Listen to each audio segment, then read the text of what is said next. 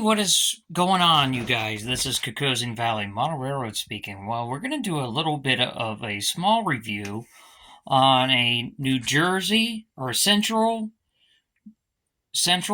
Railroad of New Jersey, or Central New Jersey, Central Railroad New Jersey, whatever you guys want to say what it is.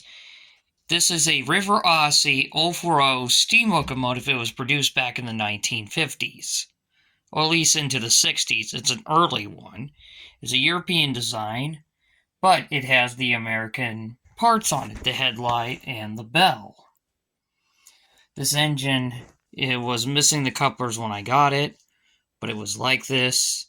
The saddle tank engine, a little whistle dome, and a little bell. And this little engine is it's an older engine, but it runs. A little bit, if I can get it to run.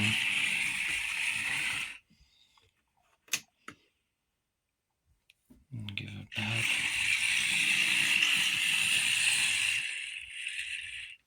But it needs to have couplers, so I'm thinking to put knuckle couplers on it.